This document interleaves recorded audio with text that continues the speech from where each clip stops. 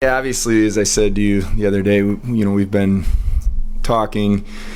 I'm going back to during the season and just making sure we were on the same page. I have a lot of respect for Craig and the way he's, not just the career he's had, but the way he handles himself professionally. I think he had a big influence in our locker room in terms of being a player that's done a lot in this league, but also being a player that gets up every day and works to get better and takes care of himself. And you look at our young team, but especially our young D-core, and I do think it's very important to have someone that there's some stability in terms of the presence and what he brings, and I think he had a big influence on that D-core. So excited to have him back. It says a lot about Craig and his family, and also how he feels about the coaching staff, the players, the organization, because I don't know if this time last year, if he thought maybe this could be 1 year, but I think he had fun and he sees something special building.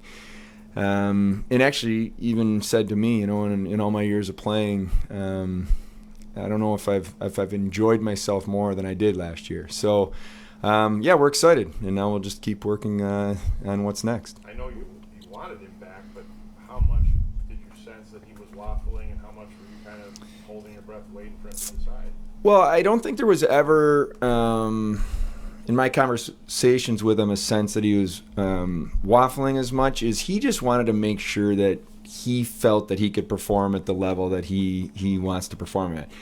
So he wanted to take a little bit of time. He wanted to decompress from the season, spend the time with his family, and then just be honest with himself about where his body's at. And even just as recent as a couple days ago, he said this is as good as he's felt in a long time. He's training hard. He feels ready to go. And so I think someone with his experience had to get through a lot of the personal and the family things first, and then get to having an honest evaluation about did he feel physically that he could perform at the level that he needs, that he wants to perform at. So I wanted to be respectful of all that and have honest conversations back and forth, which is what we did, and got the call from him just recently that he was ready to move forward. So how much, when you look at goaltending, you have UPL, how much are you still looking for other goalies, or what is UPL's role in all? Well, we're going to, it doesn't change in anything in terms of the conversations that we're having right now and looking at different options.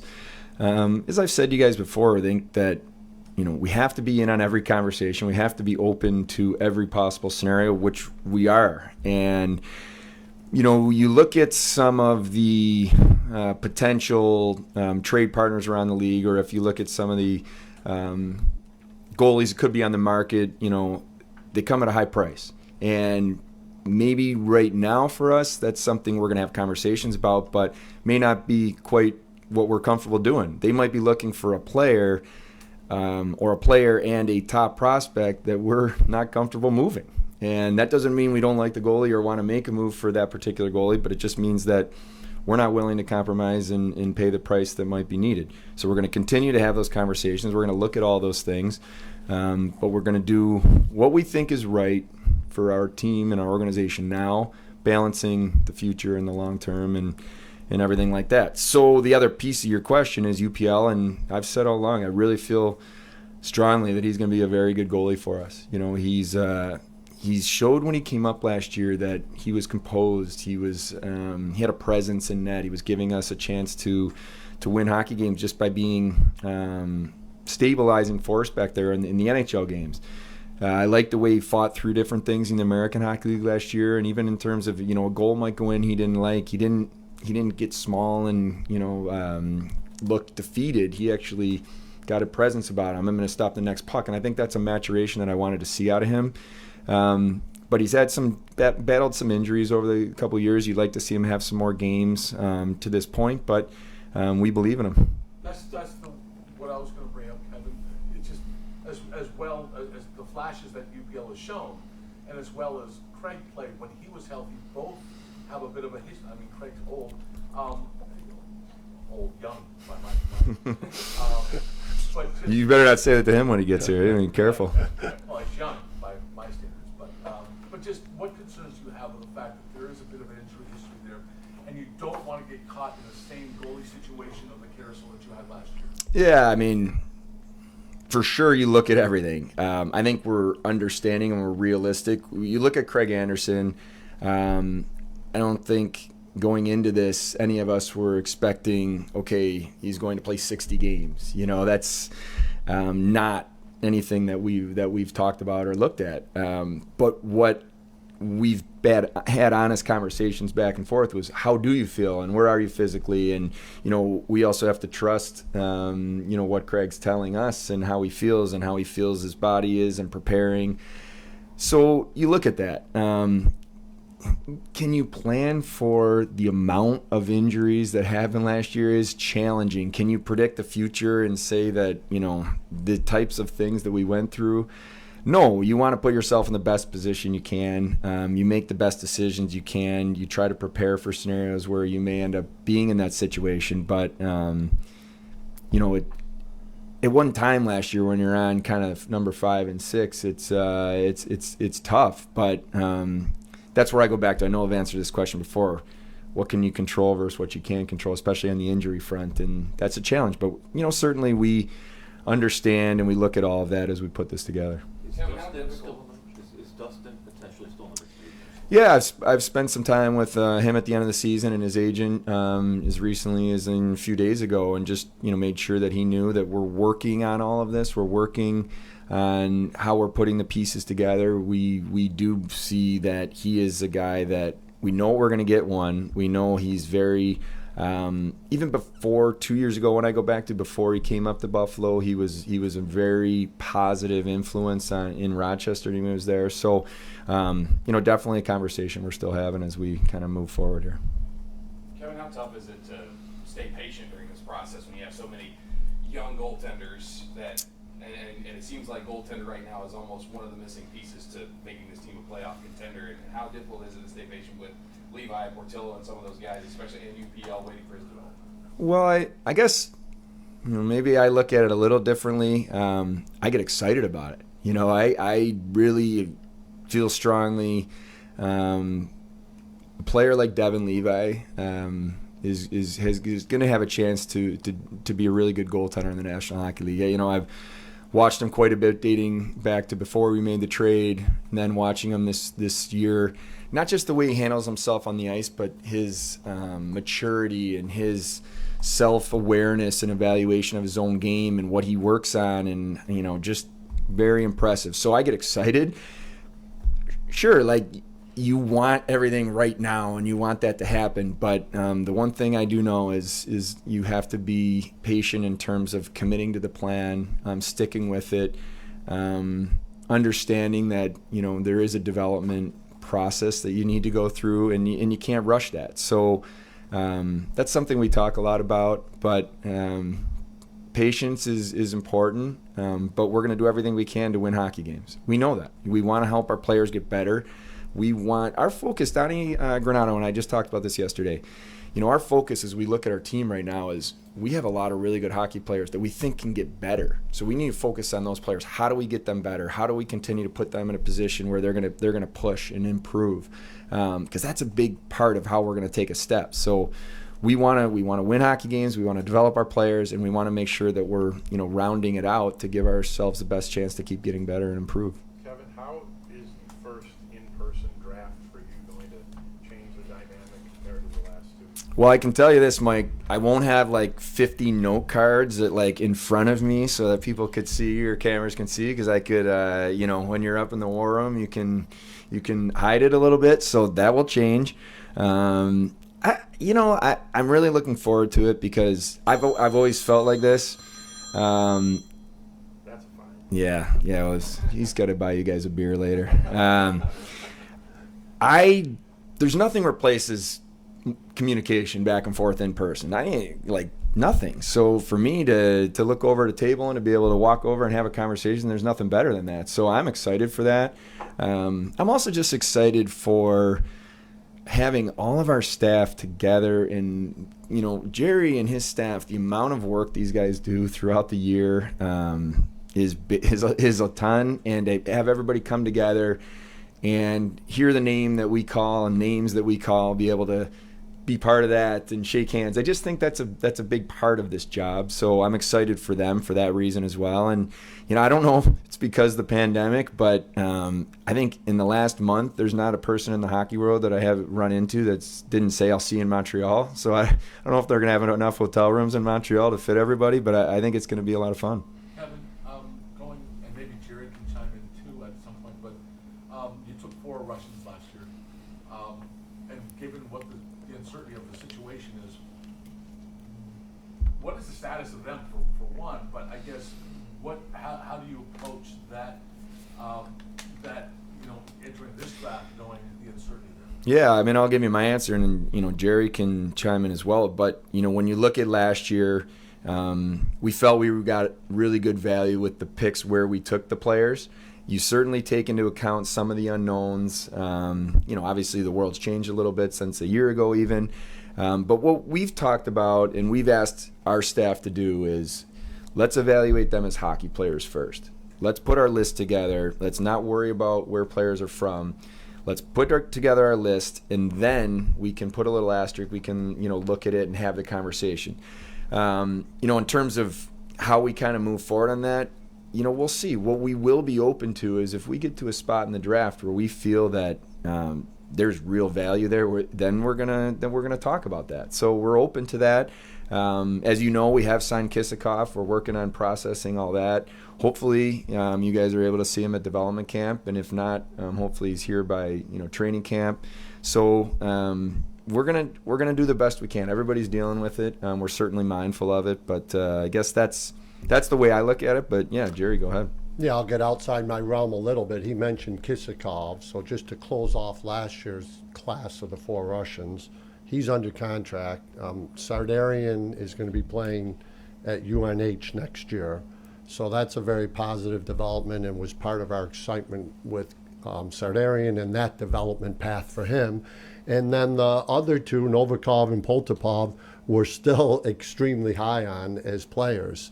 But we knew, with all these players, it would be, a 2 or 3 year process like any player, taken maybe outside of the top 3 or 4 in the draft. You're going to wait a few years on these players. So that's been a very positive experience from my perspective with that draft class and taking the 4 Russians, which were obviously was a big story last year.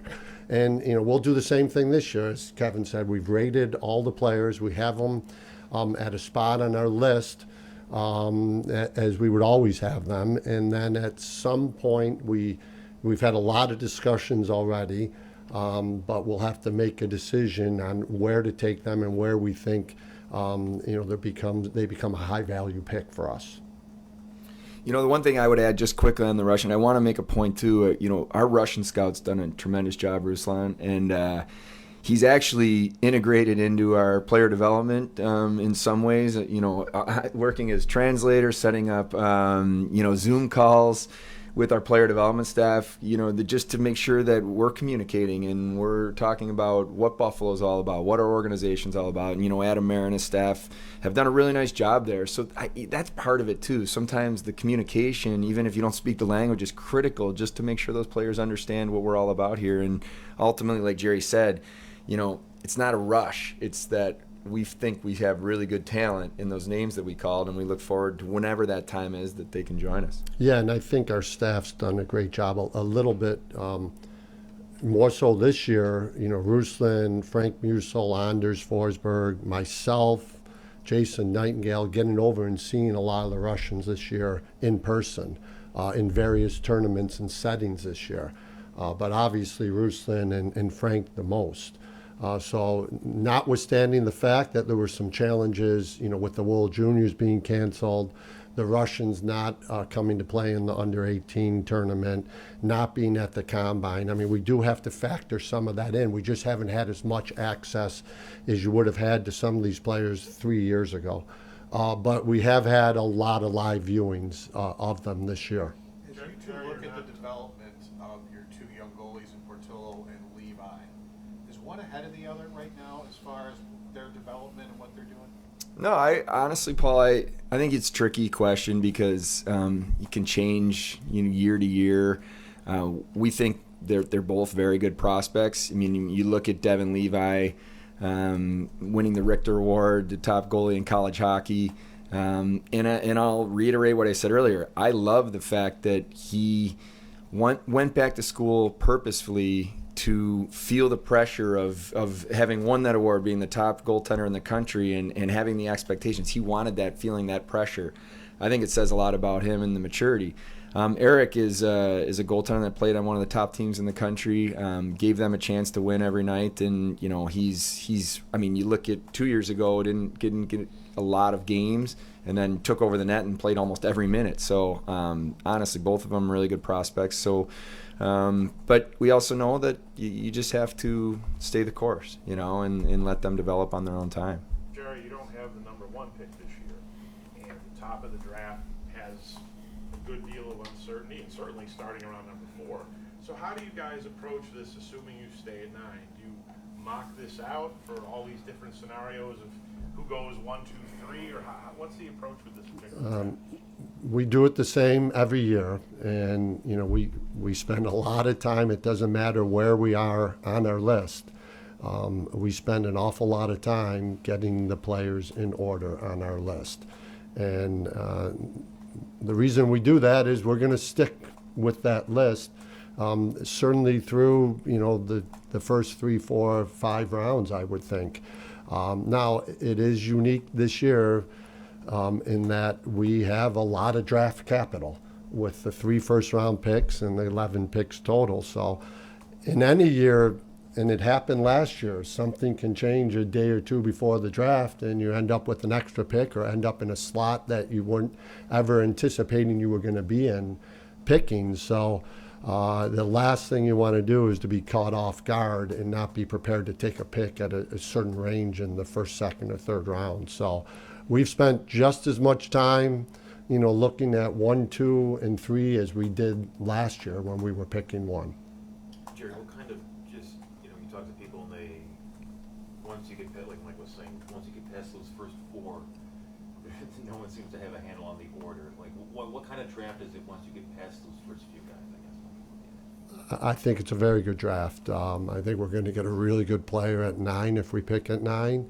I get that question a lot, that there might not be a consensus, once you get past the top 3. I have a different view of that myself, actually. And we may get surprised, and we're planning for that. But I actually think the top 6 or 7, you can almost check them right off. I do believe that. But I do think, there's a group right after that there's a chance you're getting just as good a player at 9 as you're getting at 4 or 5. So we're really excited about a group of players in that range. If you ever get higher in the draft, that's a great thing to do from my perspective.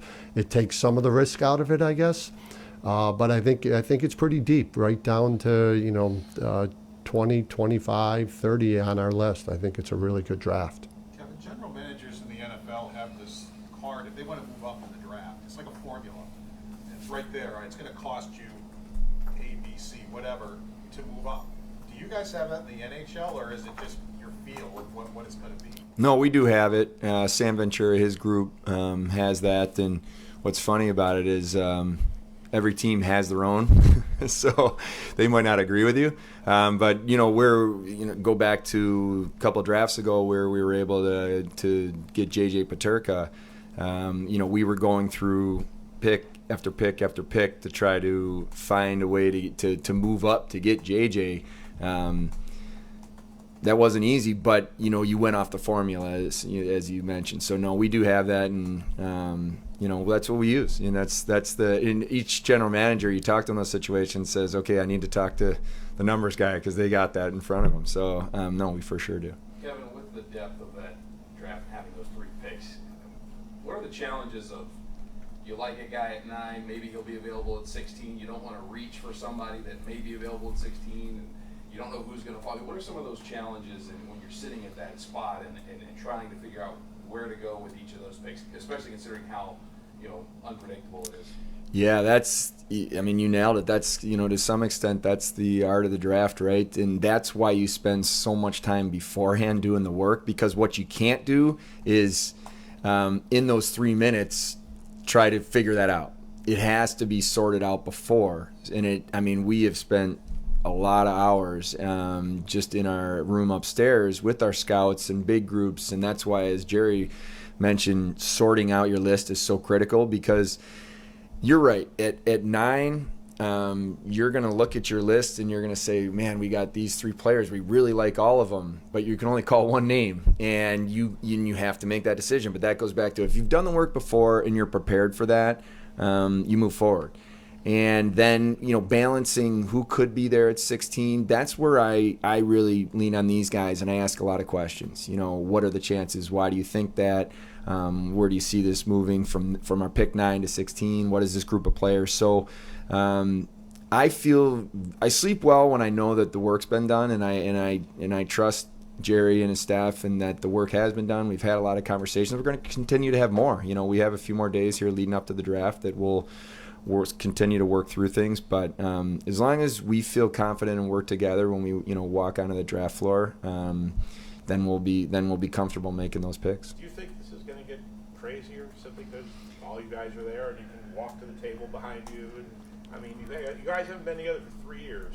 Now you're all going to be on the same floor. Does that just maybe up everything this year? Well, I do think it leads to opportunity. What I have learned over the last couple of years is the majority of things that ultimately will play out on draft day have been worked on for a while.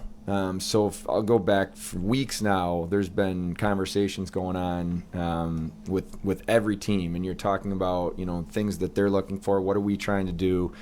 And as you get closer, that you're building on those conversations, so they don't just come together. Ultimately, then just within minutes, it's weeks and months sometimes leading up to it. Time, right? Well, it could, but I guess what I'm saying is you have those conversations previous, and then you walk over to the table, and maybe that's how it, you get it to come together. So I think, to your point, there's more opportunity for that. But that's why it's so critical to do the work before and to be in those conversations before, just so you're ready. Because I guess my thought is, obviously, if you chalk it out, everyone says Montreal's going to take Shane Wright or whatever. Well, everything could go a little haywire if that doesn't happen. If the Devils suddenly want to trade number 2, and so that could create a lot more chaos. Absolutely. Yeah. No, you're 100% right, and you were open to that, by the way. We've talked about, this is what's exciting for us going into a draft with having the capital we do, having conversations with the teams ahead of us. What are they looking to do? Having conversations with the teams behind us. We've been doing that. We're open to both, and ultimately, when you're going to finalize a deal like that, then it's, how's the draft order gone? Because we might be willing to do something, or another team might be willing to do something, but it's only if certain players available. So that's part of it too, and which none of us will know until next Thursday. Kevin, you had a good young player in Samuelson who couldn't finish this season.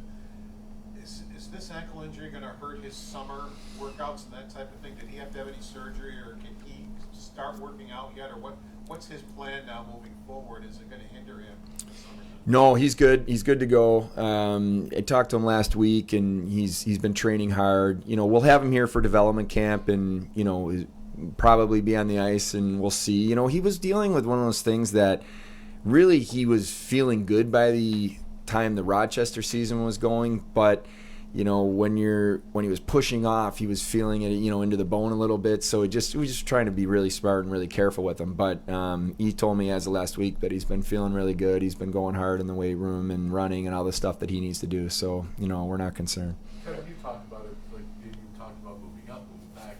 All those options are open. When you look at where this team is at, are you at the point where you can where it's time to start spurring this development, given where you're at? With an actual player, with actual talent to add to this roster. Yeah, I think the way I look at that is definitely want to be open in having those conversations, but I don't want to do something like that if we think we're just fast forwarding in the short term. It has to make sense for us in the longer term as well. And I would use, like, last year, use Colorado as an example. They go out and they make a move. You get Kemper, and they looked and saw where their team was, and they made that decision, and boom, they won the Stanley Cup. But now you have to balance, where is your current roster, where is your team, how close are you to, that in them they're an extreme case. They were, feeling like they're knocking on the door to win a Stanley Cup, which they did, so you balance those things. And I guess what I would say to that is we're open, we want to be in those conversations, but we can't do something just to hit fast forward and that we feel could, compromise ultimately, our plan moving forward. Kevin, how are Kim Pegula's duties currently being spread through the organization, and what will be the impact of her absence for operations of the draft, knowing she's been involved with things in the past like hosting players and families and such? Well, I mean, first of all, be respectful to. I want to be respectful of the Pegula family, and she's continuing to progress. Like we said the other day, we're all thinking about Kim. She means the world to us as a human being in our organization. From her role, there's great people in this organization that are leading their areas. We're going to continue to work together, help each other, and ultimately this is the Pegula's organization. They're, as always, they're going to have the final say on all decisions, from hockey to business, and that's the way it should be. So nothing's changed in that respect, but I know, sitting here, I feel good about the people in this organization that lead their departments on the business side, and we're all going to work together to help this along. Let's take one more. Go ahead, Bill. Do you expect more 19-year-olds to go this draft, just based on how things have been the last couple of years? Yeah, and I think I got this question last year too. It's been a trend anyway, the last 3 or 4 years. Obviously with some of the players, playing abbreviated seasons last year, and in the case of the OHL players, no season, there certainly have been some players this year that have popped, that maybe people weren't expecting to pop, or thought maybe they missed out on last year. So I do expect when you get to the later rounds, you see more of those players go that maybe missed the season the year before or only played a handful of games.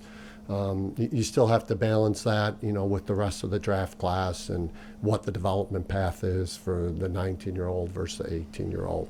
But I would think there'd be an uptick in that a little bit. In development camp, just your guys, some of your NHL guys who have never been at development camp, like the Krebs or Power, will they be at development camp? Yeah, everybody's going to be there. Everybody that's eligible that we're allowed to have there, we're going to have. And it's a great question, Mike, because it's every team handles it differently. What we talk to our players about, and I've called all those players, the Krebs and Samuelson would be just 2 easy examples, but put Quinn and Peterka and Owen Power in that as well. That from a culture standpoint, amongst the young players, they're leaders. These guys are leaders. They've played National Hockey League games, and these are going to be people that are going to be in this organization for a long time. And we want that culture where these guys are all getting together. So for me, development camp's really exciting because it brings the new players in that haven't maybe even been to Buffalo before. They get to learn about the organization. They get to meet people, how we do things. And then you bring in some of those players. It's funny calling them veterans. They kind of are veterans among young players, but those veteran-type young players that I think have a big impact. So we're going to have them here. And like I said, it's less about the on-ice. It'll be more skill-based and focused on development, but more about having those players together and growing together. And that to me is exciting. Thanks, guys. Thanks. All right, we'll see you in Montreal.